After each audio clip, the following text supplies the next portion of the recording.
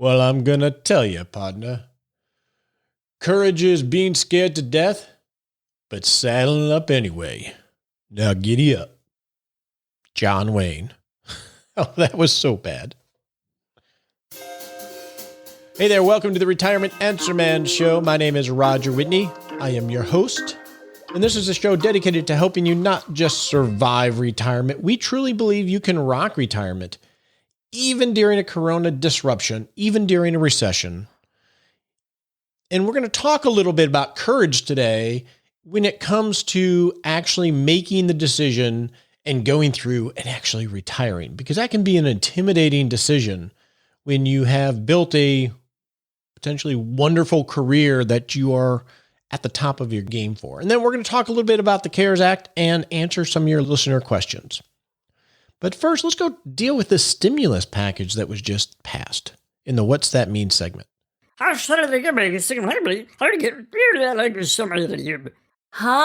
What does that mean? So on Friday, the House, after much political drama, passed the CARES Act, or the big stimulus package, $2 trillion plus, maybe more to come, I would think. And there were a lot of provisions in there for small business, all related to the disruption that the coronavirus, and obviously a lot of people are really being affected in the service industry, really everywhere. And pretty impressive. They got a bipartisan bill to pass out money. Usually they can all agree on that. But there are some specific provisions that may impact you directly, so I thought we would talk about those briefly. The first is, and the headline is about 90% of everybody in the United States is going to get a check, or in this case, a direct deposit from the government. You know, just the highlights here, it'd be about $1,200 per person, $500 per child. It's going to be tax-free. And the eligibility is for a single person if you're making $75,000 or below, and married couple if you're making $150,000 or below. And then there's some scaling there if you're near those numbers. If you make below those numbers, you're going to, each person in the household, whether you have income or not, are going to receive $1,200 per check. Now, some provisions, even if you're claimed as a dependent by someone, you're not going to be eligible to receive that check. And interestingly, what they're going to do is they're going to base your eligibility on your 2018 or 2019 tax returns, whichever one they have on record. And so they will process getting the money out based on the last return they have on record. But for 2020, there will be a true-up related to that. So you may be eligible based on that income, but you may end up having to give a little bit back if you earn a lot more, say, this year. The second big one is on required minimum distributions. So if you're 70 and older or receiving them, or you're 72 and about to start them, or you are taking required minimum distributions from a beneficiary IRA, that may be more specific to a lot of you. Basically, they're going to say 2020 doesn't happen. So you don't have to take a distribution based on 12/31 of 2019. So any distributions for this year, you actually don't have to take. And this applies to all IRAs, inherited IRAs, 401ks, etc. So we get a pass. So that will impact you. So you don't have to take it out and you can let that money work longer. And also that really helps out because at the end of the year, the market was a lot higher. We had a great year last year. So that's really going to help out from that perspective. And then on hardship distributions with 401ks, now just 401ks only, they loosen those up a little bit. You still have to show that you are impacted by the corona disruption. So to qualify for a hardship distribution, and we'll talk about what those are in a minute, you have to either have been diagnosed with the coronavirus or have lost income due to a layoff or a company closure, or quarantine reduced your hours, or inability to work due to the lack of childcare. So you'll have to demonstrate that you've had this hardship in some way. We'll see how they manage that. And if you qualify for a hardship distribution, basically what you can do is you can go to your 401k, even if you're under 59 and a half, and you can take out up to $100,000 with no early withdrawal penalty. And then you can elect to pay the taxes because it will still be taxable income over 3 years. Interestingly, you can actually elect to pay the money back. So let's say you take out $48,000 because that's the demonstrated hardship that you're able to quantify. You get to use that money, no early withdrawal penalty. If you get that money back into the IRA or the 401k in this case, it can basically be a tax-free loan to yourself. So you can actually put the money back in and owe no income tax on the hardship distribution. The idea there being that you're getting some liquidity at a time you may actually need it. Now, although the hardship distribution is up to $100,000, my understanding is that you have to justify your loss due to the disruption. So if they come and question, just because it says $100,000, if you haven't lost income, et cetera, of $48,000, that's what you're going to be able to take. So make sure you have good documentation for how you manage that. And then on the 401k loan side, they've increased the amount you can do a 401k loan from $50,000 to $100,000. And again, you have the same type of qualification as we talked about with the hardship. And then they extend the repayment period for 1 year. So those are the biggies on direct things. Now, there's a whole bunch of other stuff that are going to impact you indirectly and may be more impactful if you own a small business and things like that. But I wanted to at least talk about those because they're more retirement related. Now, what do you do with these? Obviously, when you get the money, if you get the money, that's a big plus, right? Giving your money back. The required minimum distributions, if you have inherited, those are important ones. We did this, I think, back in 2009. On the hardship distributions and the 401k loans, I think those are there if you have really been impacted and you need the liquidity. I mean, liquidity has been the conversations I've been having with clients as we go through this, because as things have slowed down and we will definitely be in a recession, in my opinion, liquidity and the ability to ride these things out is going to be very important. So there's a little high level on the CARES Act that was just passed. So this is law. This is all happening. With that, let's go talk a little bit about courage and making the decision to retire.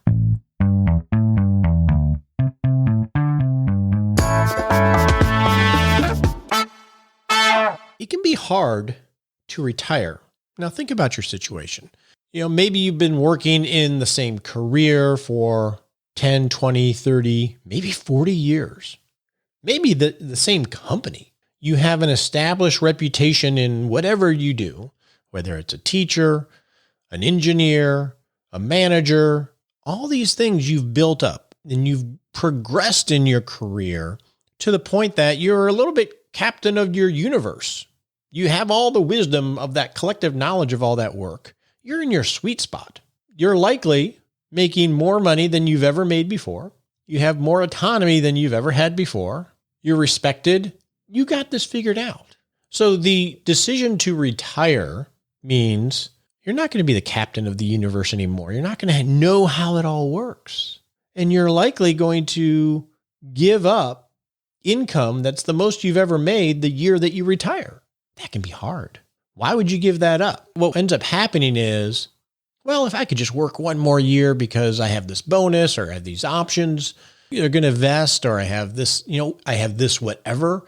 Corporations set up their compensation schemes to keep putting carrots out there to try to keep their top talent. And those carrots are always going to monetarily encourage you to stay one more year or to stay through that. So at some point, you're just going to have to say enough is enough, and I need to leave that and go into a different season of life. You don't have this choice, but I think of it a little bit like high school or leaving college. By the time you're a senior, you got it all figured out. You know the campus, you got your friends, you got the whole layout, you know the professors you like, the ones you don't. You have it figured out, and then you're just thrust into this unknowable world.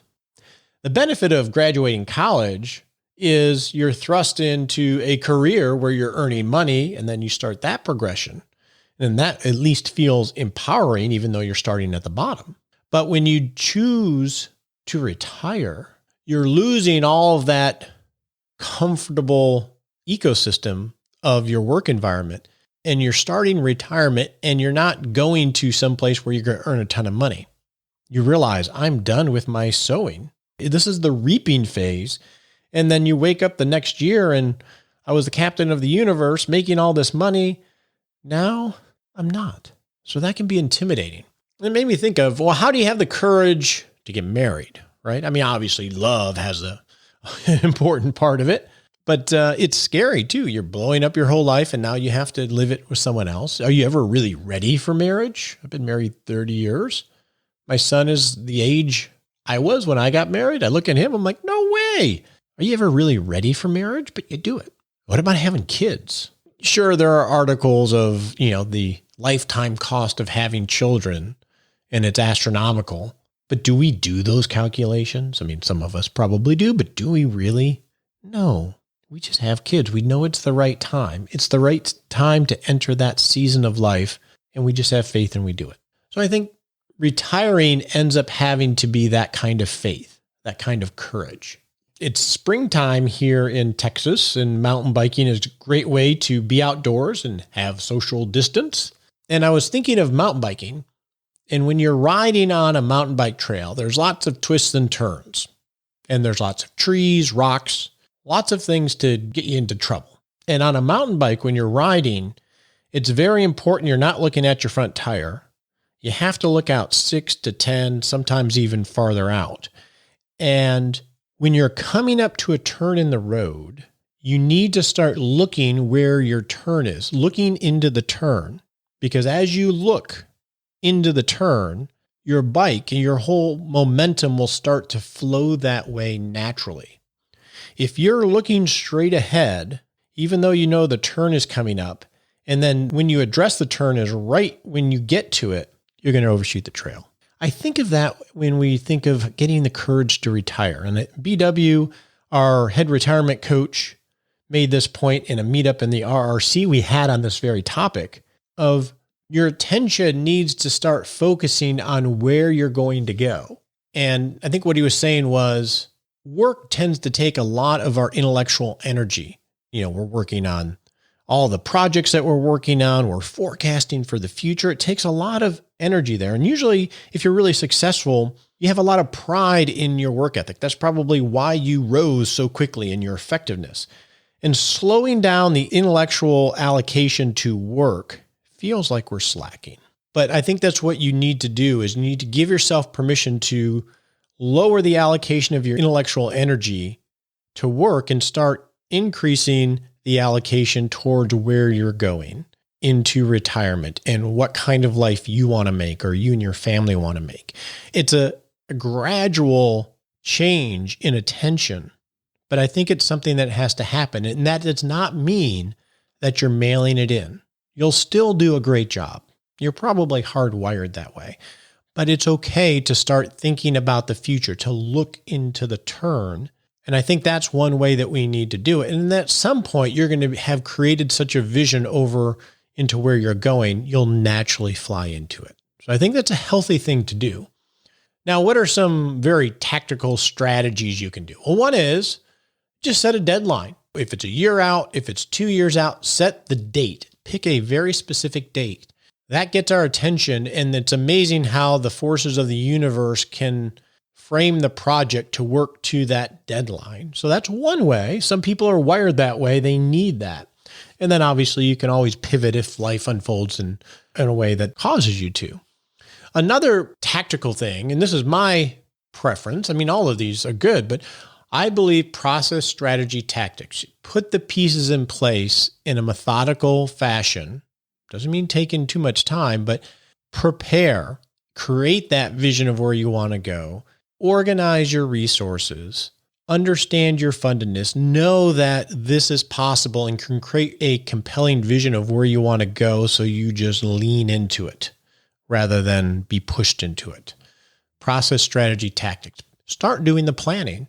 Another one that I think is very healthy for a lot of people, it's a little bit of a hack, and I call it pre-retirement, and that is slowing down your work even if you're going to do something else where you're earning some income. Some people have a hard time not having any income.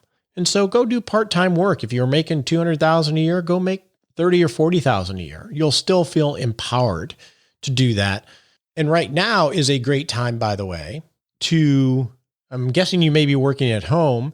Now is a great time to really organize and track your productivity so you can make the case to your company, to your boss, to your team that you should work remotely at least a few days a week, maybe one, maybe two.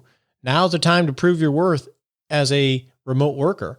And by doing that, maybe you can buy 1 or 2 days a week or a month that you are working remotely. And maybe that gives you more time freedom and may buy you more time working if that's something that you desire. And then lastly, the one I think of, and I'm very passionate about this one, is learn from others that are like you, have the same spirit, and they've already done it. And they're living in retirement successfully. And that's a big portion of what we created in the Rock Retirement Club, which is we have a fantastic people. They're wicked smart. They're very kind. They're solution oriented. Literally less than 6 months into creation of the club, now a year and a half ago, I had coffee with a member that was driving through town. And that was his statement. Roger, we're on our first huge RV trip and we're good planners and we're excited about doing this. But man, when we joined the club and we talked to so-and-so, they're exactly like us, but they've been doing it for 3 years and they're thriving.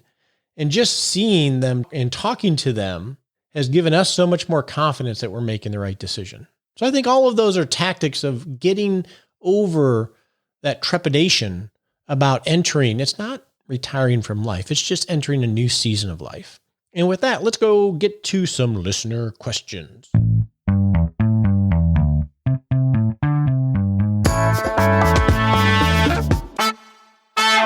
So in April, we have 5 weeks in April, and the entire month is dedicated to just talking with you and answering your questions. So if you have questions for the show, we'd love to hear them. You can go to rogerwhitney.com/Ask Roger, and you can leave an audio question. You can leave a written question, and we'll try to answer it on the show this month. We're going to try to focus more on questions and no major theme this month other than chatting with you. The first question is from Jim, and this is on the stimulus package, the CARES Act, plus everything that the Fed is doing. And he says, Roger, a $2 trillion stimulus bill and more stimulus bills to come. The government is and will be printing a massive amount of money. Is this the inflation trigger that will render our retirement savings inadequate? It's a good question, Jim. Printing money. So when money, essentially government is pushing money out into the economy, sending people checks, making interest rates low. They're doing all sorts of things, buying securities of various kinds to get money into the U.S. economy, essentially the world. Well, the more dollars that are out there over time, the less that dollar can be worth because inflation can rise with all this money out there. And that's basically what Jim is referring to.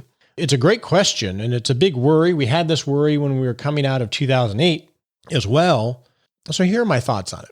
It's not just the U.S. that will be printing money. It will be everybody across the world because we're not the only one getting affected by this. Imagine a river, flows and it turns left and right.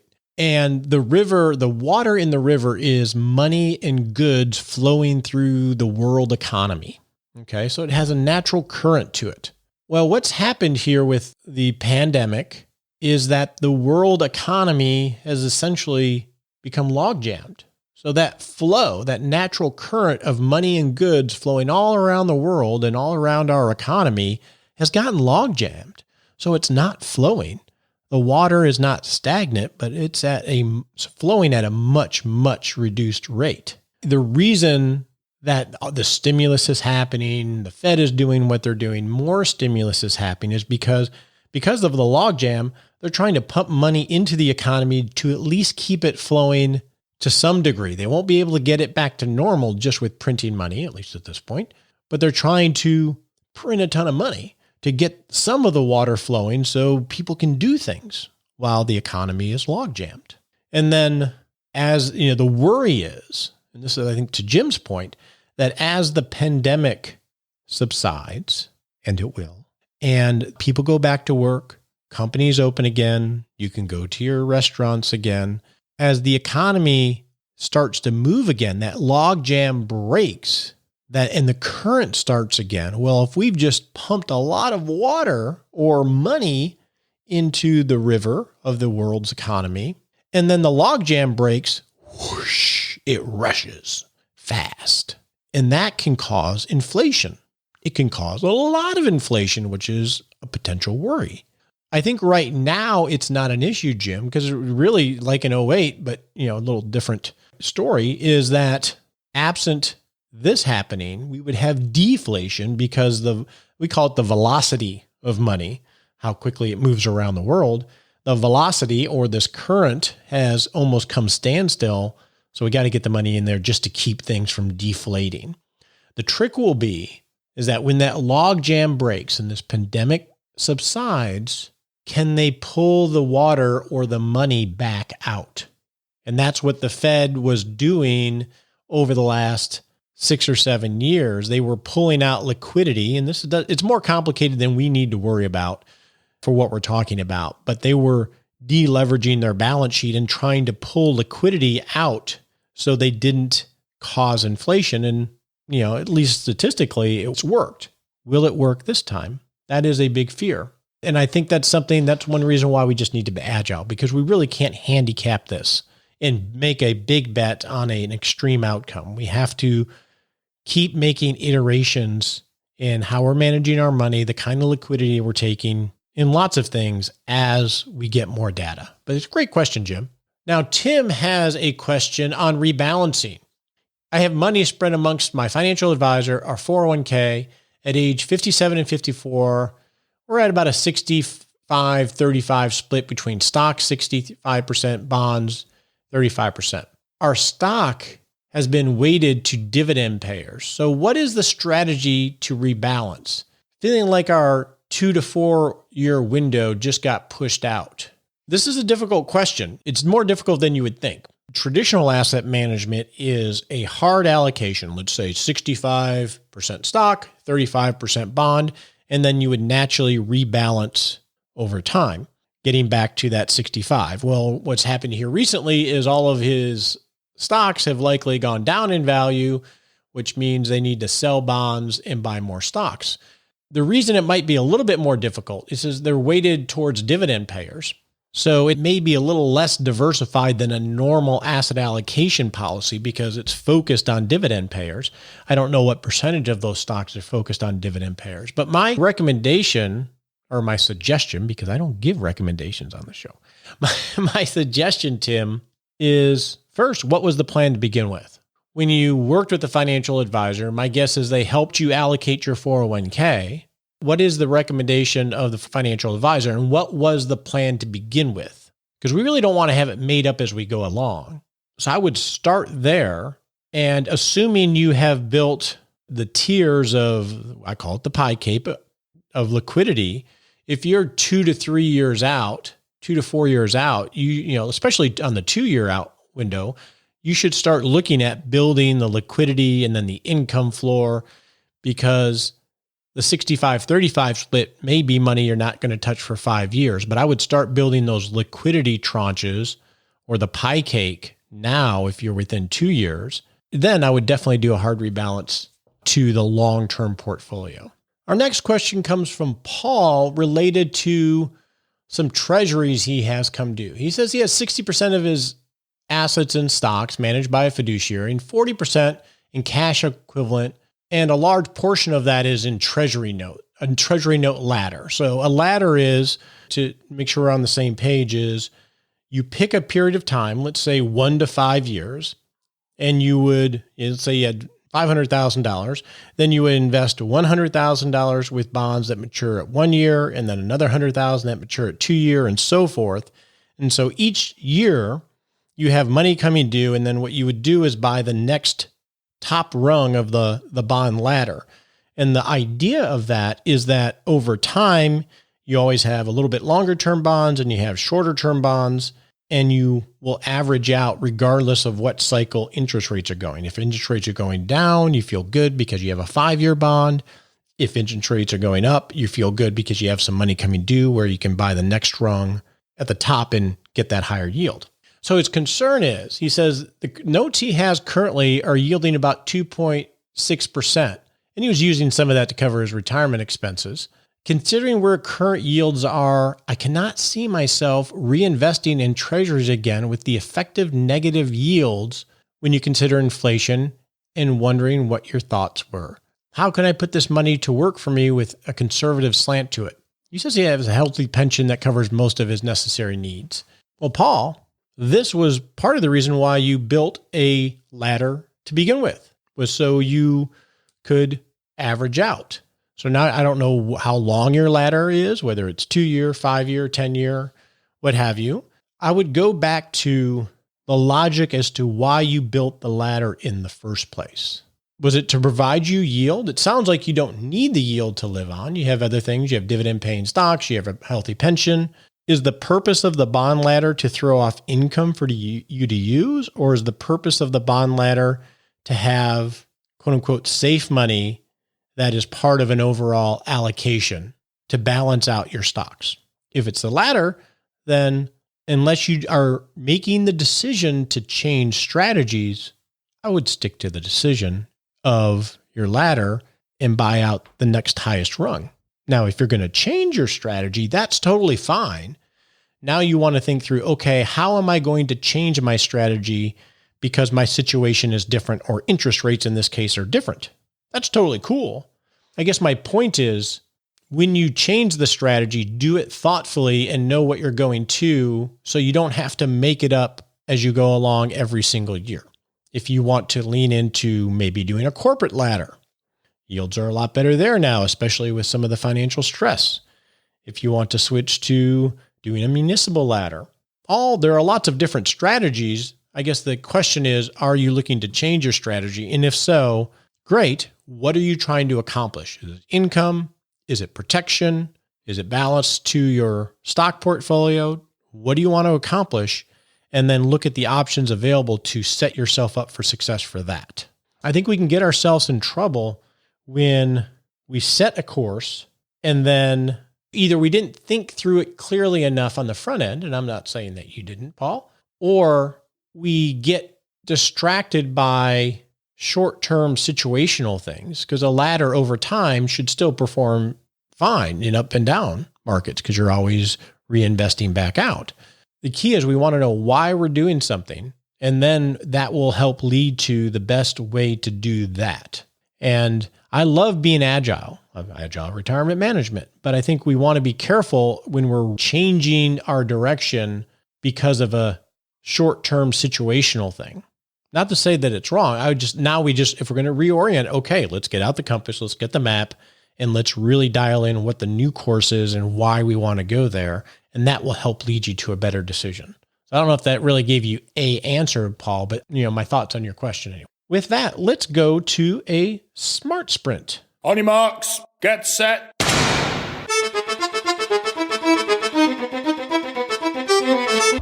Well, in this section, we're going to set a little baby step that we can take in the next 7 days to rock retirement, to be agile. All right, in the next 7 days, assuming you're working from home, why don't you start to catalog how you can be productive at home if you want to work at home? If you don't care about all that, about making the case about having some more remote work, this, my friend, is the perfect time to pull out your estate documents, to look at your in case of emergency plan, to get a password manager in place. This is the perfect time to do one of those things. Choose one of those things and go do it.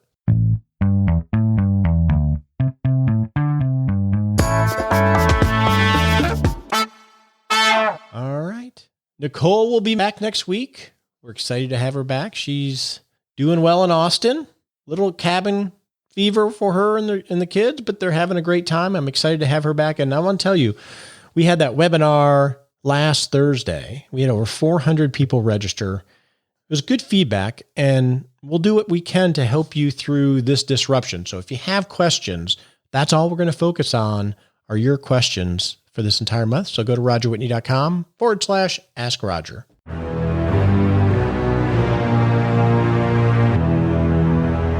Hey, it's time for that all-important disclaimer. We so appreciate you listening to the show and love your questions and love the teaching that we're able to provide here. And actually, it helps us too. But remember, you're not our clients. Not love it if you took advice from us on the show.